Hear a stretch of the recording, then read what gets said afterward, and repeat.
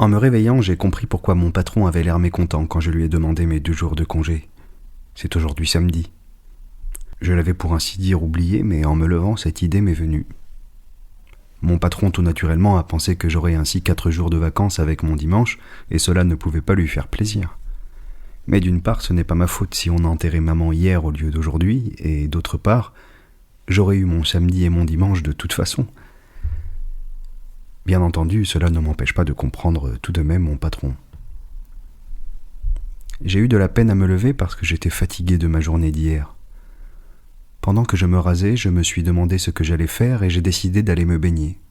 J'ai pris le tram pour aller à l'établissement de bains du port. Là, j'ai plongé dans le passé. Il y avait beaucoup de jeunes gens. J'ai retrouvé dans l'eau Marie Cardona, une ancienne dactylo de mon bureau dont j'avais eu envie à l'époque. Elle aussi, je crois. Mais elle est partie peu après et nous n'avons pas eu le temps. Je l'ai aidée à monter sur une bouée et dans ce mouvement, j'ai effleuré ses seins.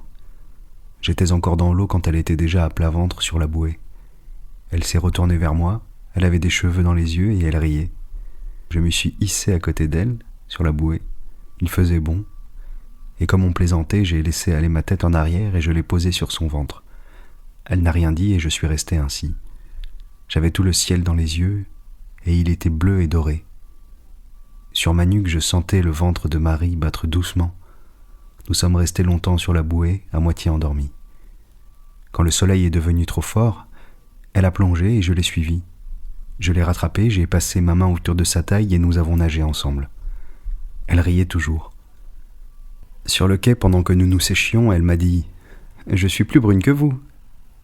Je lui ai demandé si elle voulait venir au cinéma le soir. Elle a encore ri et m'a dit qu'elle avait envie de voir un film avec Fernandel. Quand nous nous sommes rhabillés, elle a eu l'air très surprise de me voir avec une cravate noire et elle m'a demandé si j'étais en deuil. Je lui ai dit que maman était morte. Comme elle voulait savoir depuis quand, j'ai répondu « Depuis hier ».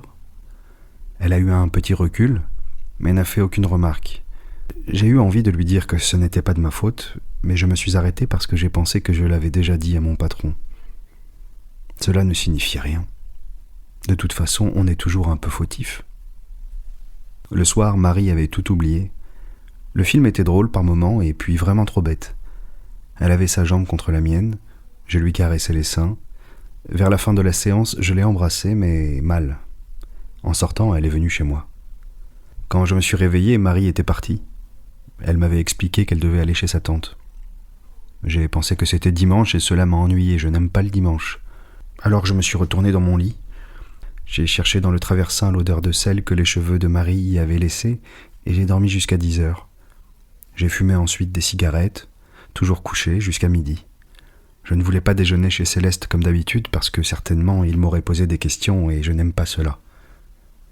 Je me suis fait cuire des œufs et je les ai mangés à même le plat, sans pain, parce que je n'en avais plus et que je ne voulais pas descendre pour en acheter. Après le déjeuner, je me suis ennuyé un peu et j'ai erré dans l'appartement. Il était commode quand maman était là. Maintenant, il est trop grand pour moi et j'ai dû transporter dans ma chambre la table de la salle à manger. Je ne vis plus que dans cette pièce, entre les chaises de paille un peu creusées, l'armoire dont la glace est jaunie, la table de toilette et le lit de cuivre. Le reste est à l'abandon. Un peu plus tard, pour faire quelque chose, j'ai pris un vieux journal et je l'ai lu. J'y ai découpé une réclame d'Essel Crouchen et je l'ai collée dans un vieux cahier où je mets les choses qui m'amusent dans les journaux. Je me suis aussi lavé les mains et pour finir, je me suis mis au balcon. Ma chambre donne sur la rue principale du faubourg. L'après-midi était beau, cependant le pavé était gras, les gens rares et pressés encore. C'était d'abord des familles allant en promenade, 2 petits garçons en costume marin, la culotte au-dessus du genou, un peu empêtrés dans leurs vêtements raides, et une petite fille avec un gros nœud rose et des souliers noirs vernis. Derrière eux, une mère énorme, en robe de soie marron, et le père, un petit homme assez frêle que je connais de vue. Il avait un canotier, un nœud papillon et une canne à la main. En le voyant avec sa femme, j'ai compris pourquoi dans le quartier on disait de lui qu'il était distingué. Un peu plus tard passèrent les jeunes gens du faubourg, cheveux laqués et cravate rouge, le veston très cintré, avec une pochette brodée et des souliers à bout carré. J'ai pensé qu'ils allaient au cinéma du centre. C'était pourquoi ils partaient si tôt et se dépêchaient vers le tram en riant très fort. Après eux, la rue peu à peu est devenue déserte. Les spectacles étaient partout commencés, je crois. Il n'y avait plus dans la rue que les boutiquiers et les chats. Le ciel était pur mais sans éclat au-dessus des ficus qui bordent la rue.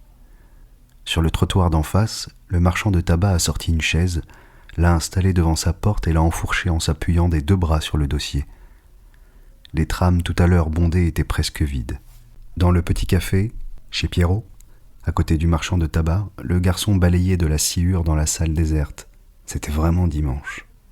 J'ai retourné ma chaise et je l'ai placée comme celle du marchand de tabac parce que je trouvais que c'était plus commode. J'ai fumé 2 cigarettes. Je suis rentré pour prendre un morceau de chocolat et je suis revenu le manger à la fenêtre. Peu après, le ciel s'est assombri et j'ai cru que nous allions avoir un orage d'été. Il s'est découvert peu à peu cependant, mais le passage des nuées avait laissé sur la rue comme une promesse de pluie qui l'a rendue plus sombre. Je suis resté longtemps à regarder le ciel. À 5 heures, les tramways sont arrivés dans le bruit. Ils ramenaient du stade de banlieue des grappes de spectateurs perchés sur les marchepieds et les rambardes. Les tramways suivants ont ramené les joueurs que j'ai reconnus à leurs petites valises. Ils hurlaient et chantaient à plein poumon que leur club ne périrait pas. Plusieurs m'ont fait des signes. L'un m'a même crié « On les a eus !» Et j'ai fait « Oui » en secouant la tête. À partir de ce moment, les autos ont commencé à affluer. La journée a tourné encore un peu. Au-dessus des toits, le ciel est devenu rougeâtre et avec le soir naissant, les rues se sont animées. Les promeneurs revenaient peu à peu. J'ai reconnu le monsieur distingué au milieu d'autres. Les enfants pleuraient ou se laissaient traîner. Presque aussitôt, les cinémas du quartier ont déversé dans la rue un flot de spectateurs. Parmi eux, les jeunes gens avaient des gestes plus décidés que d'habitude et j'ai pensé qu'ils avaient vu un film d'aventure. Ceux qui revenaient des cinémas de la ville arrivèrent un peu plus tard. Ils semblaient plus graves. Ils riaient encore, mais de temps en temps, ils paraissaient fatigués et songeurs. Ils sont restés dans la rue, allant et venant sur le trottoir d'en face. Les jeunes filles du quartier, en cheveux, se tenaient par le bras. Les jeunes gens s'étaient arrangés pour les croiser et ils lançaient des plaisanteries dont elles riaient et détournaient la tête. Plusieurs d'entre elles que je connaissais m'ont fait des signes. Les lampes de la rue se sont alors accumulées brusquement et elles ont fait pâlir les premières étoiles qui montaient dans la nuit. J'ai senti mes yeux se fatiguer à regarder ainsi les trottoirs avec leur chargement d'hommes et de lumière. Les lampes faisaient luire le pavé mouillé. Et les tramways, à intervalles réguliers, mettaient leurs reflets sur des cheveux brillants, un sourire ou un bracelet d'argent. Peu après, avec les tramways plus rares et la nuit déjà noire au-dessus des arbres et des lampes, le quartier s'est vidé insensiblement, jusqu'à ce que le premier chat traverse lentement la rue de nouveau déserte. J'ai pensé alors qu'il fallait dîner. J'avais un peu mal au cou d'être resté longtemps appuyé sur le dos de ma chaise. Je suis descendu acheter du pain et des pâtes, j'ai fait ma cuisine et j'ai mangé debout. Je voulais fumer une cigarette à la fenêtre, mais l'air avait fraîchi et j'ai eu un peu froid. J'ai fermé mes fenêtres, et en revenant, j'ai vu dans la glace un bout de table où ma lampe à alcool voisinait avec des morceaux de pain. J'ai pensé que c'était toujours un dimanche de tirée, que maman était maintenant enterrée et que j'allais reprendre mon travail et que, somme toute, il n'y avait rien de changé. Aujourd'hui, j'ai beaucoup travaillé au bureau. Le patron a été aimable. Il m'a demandé si je n'étais pas trop fatigué et il a voulu savoir aussi l'âge de maman. J'ai dit une 60aine d'années, pour ne pas me tromper, et je ne sais pas pourquoi il a eu l'air d'être soulagé et de considérer que c'était une affaire terminée. Il y avait un tas de connaissements qui s'amoncelaient sur ma table et il a fallu que je les dépouille tous. Avant de quitter le bureau pour aller déjeuner, je me suis lavé les mains. À midi, j'aime bien ce moment. Le soir, j'y trouve moins de plaisir parce que la serviette roulante qu'on utilise est tout à fait humide. Elle a servi toute la journée. J'en ai fait la remarque un jour à mon patron. Il m'a répondu qu'il trouvait cela regrettable, mais que c'était tout de même un détail sans importance. Je suis sorti un peu tard, à 12h30, avec Emmanuel, qui travaille à l'expédition. Le bureau donne sur la mer et nous avons perdu un moment à regarder les cargos dans le port brûlant de soleil. À ce moment, un camion est arrivé dans les fracas de chaînes et d'explosions. Emmanuel m'a demandé « Et si on y allait ?» Et je me suis mis à courir. Le camion nous a dépassés et nous nous sommes lancés à sa poursuite. J'étais noyé dans le bruit et la poussière, je ne voyais plus rien et ne sentais que cet élan désordonné de la course au milieu des treuils et des machines, des mâts qui dansaient sur l'horizon et des coques que nous longions. J'ai pris appui le premier et j'ai sauté au vol. Puis j'ai aidé Emmanuel à s'asseoir. Nous étions hors de souffle. Le camion sautait sur les pavés inégaux du quai au milieu de la poussière et du soleil. Emmanuel riait à en perdre haleine. Nous sommes arrivés en nage chez Céleste. Il était toujours là avec son gros ventre, son tablier et ses moustaches blanches. Il m'a demandé si ça allait quand même. Je lui ai dit que oui et que j'avais faim. J'ai mangé très vite et j'ai pris un café. Puis je suis rentré chez moi, j'ai dormi un peu parce que j'avais trop bu de vin, et en me réveillant, j'ai eu envie de fumer. Il était tard et j'ai couru pour attraper un tram. J'ai travaillé tout l'après-midi. Il faisait très chaud dans le bureau et le soir, en sortant, j'ai été heureux de revenir en marchant lentement le long des quais. Le ciel était vert, je me sentais content. Tout de même, je suis rentré directement chez moi parce que je voulais me préparer des pommes de terre bouillies. En montant dans l'escalier noir, j'ai heurté le vieux Salamano, mon voisin de palier. Il était avec son chien. Il y a 8 ans qu'on les voit ensemble. L'épagnol a une maladie de peau, le rouge, je crois, qui lui fait perdre presque tous ses poils et qui le couvre de plaques et de croûtes brunes. À force de vivre avec lui, seuls tous les deux dans une petite chambre, le vieux Salamano a fini par lui ressembler. Il a des croûtes rougeâtres sur le visage et le poil jaune et rare. Le chien, lui, a pris de son patron une sorte d'allure voûtée, le museau en avant et le cou tendu. Ils ont l'air de la même race et pourtant ils se détestent. 2 fois par jour, à 11h et à 6h, le vieux mène son chien promener. Depuis 8 ans, ils n'ont pas changé leur itinéraire. On peut les voir le long de la rue de Lyon, le chien tirant l'homme jusqu'à ce que le vieux Salamano bute. Il bat son chien alors et il l'insulte. Le chien rampe de frayeur et se laisse traîner. À ce moment, c'est au vieux de le tirer. Quand le chien a oublié, il entraîne de nouveau son maître et il est de nouveau battu et insulté. Alors ils restent tous les deux sur le trottoir et ils se regardent, le chien avec terreur, l'homme avec haine. C'est ainsi tous les jours. Quand le chien veut uriner, le vieux ne lui en laisse pas le temps et il le tire. L'épagnol semant derrière lui une traînée de petites gouttes. Si par hasard le chien fait dans sa chambre, alors il est encore battu. Il y a 8 ans que cela dure. Céleste dit toujours que c'est malheureux, mais au fond personne ne peut savoir. Quand je l'ai rencontré dans l'escalier, Salamano était en train d'insulter son chien. Il lui disait « Salaud, charogne !» et le chien gémissait. J'ai dit « Bonsoir », mais le vieux insultait toujours. Alors je lui ai demandé ce que le chien lui avait fait. Il ne m'a pas répondu. Il disait seulement « Salaud, charogne !» Je le devinais penché sur son chien, en train d'arranger quelque chose sur le collier. J'ai parlé plus fort. Alors, sans se retourner, il m'a répondu avec une sorte de rage rentrée. « Il est toujours là !» Puis il est parti en tirant la bête qui se laissait traîner sur ses 4 pattes et gémissait. Juste à ce moment est entré mon deuxième voisin de palier. Dans le quartier, on dit qu'il vit des femmes. Quand on lui demande son métier, pourtant, il est magasinier.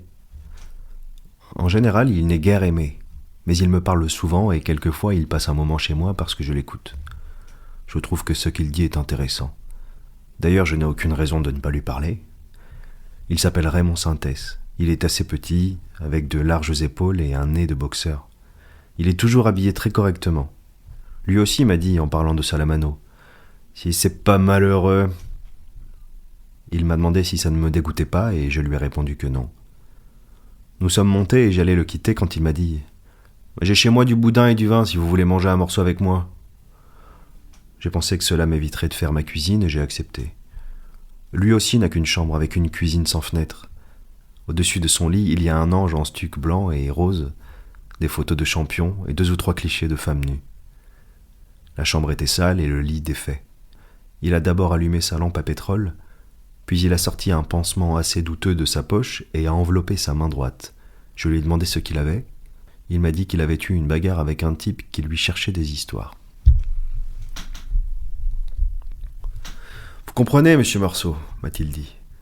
C'est pas que je suis méchant, mais je suis vif. » L'autre, il m'a dit « Descends du tram si t'es un homme. » Le lui ai dit « Allez, reste tranquille. » Il m'a dit que je n'étais pas un homme. Alors je suis descendu et je lui ai dit « Assez, ça va mieux ou je vais te mûrir ?»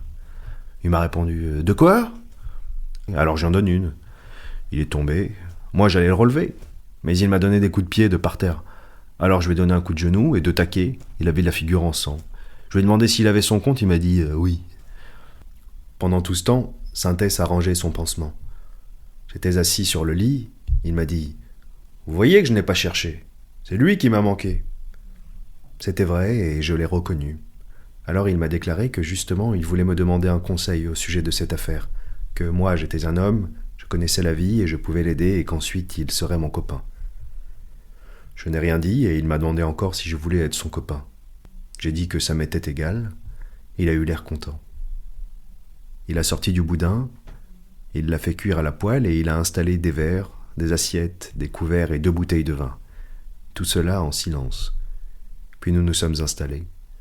En mangeant, il a commencé à me raconter son histoire. Il hésitait d'abord un peu. J'ai connu une dame, c'était pour autant dire ma maîtresse. L'homme avec qui il s'était battu était le frère de cette femme. Il m'a dit qu'il l'avait entretenue.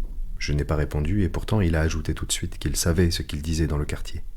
Il m'a dit qu'il l'avait entretenue. Je n'ai rien répondu et pourtant il a ajouté tout de suite qu'il savait ce qu'on disait dans le quartier, mais qu'il avait sa conscience pour lui et qu'il était magasinier.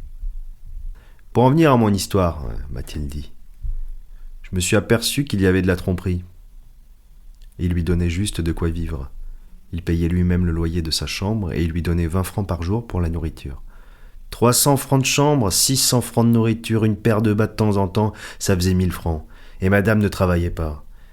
Mais elle me disait que c'était juste, qu'elle n'arrivait pas avec ce que je lui donnais, et pourtant je lui disais « Mais pourquoi tu travailles pas une demi-journée ? Tu me soulagerais bien avec toutes ces petites choses. » Pour en venir à mon histoire, m'a-t-il dit, je me suis aperçu qu'il y avait de la tromperie. Il lui donnait juste de quoi vivre. Il payait lui-même le loyer de sa chambre et il lui donnait 20 francs par jour pour la nourriture. 300 francs de chambre, 600 francs de nourriture, une paire de bas de temps en temps, ça faisait 1000 francs. Et madame ne travaillait pas. Mais elle me disait que c'était juste, qu'elle n'arrivait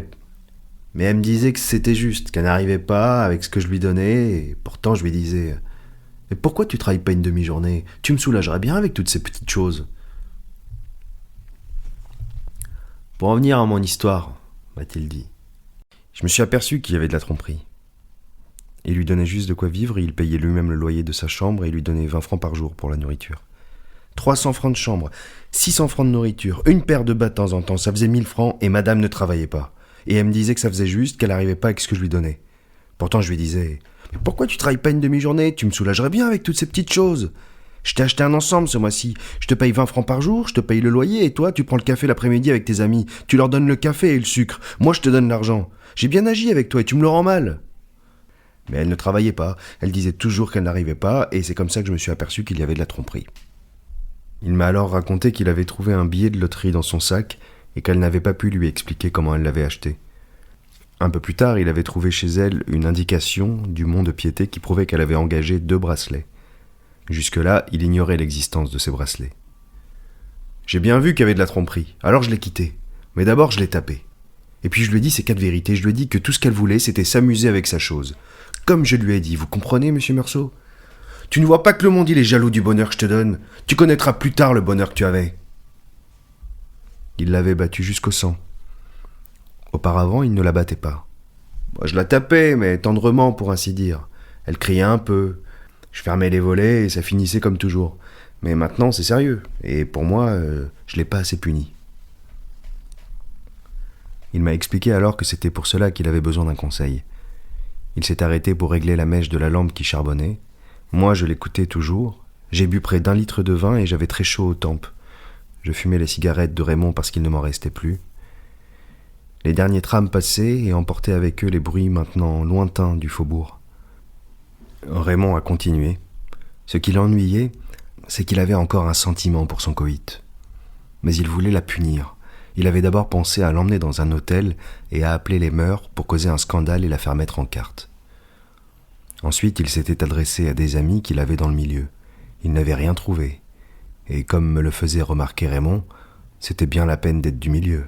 Il le leur avait dit et ils avaient alors proposé de la marquer. Mais ce n'était pas ce qu'il voulait. Il allait réfléchir.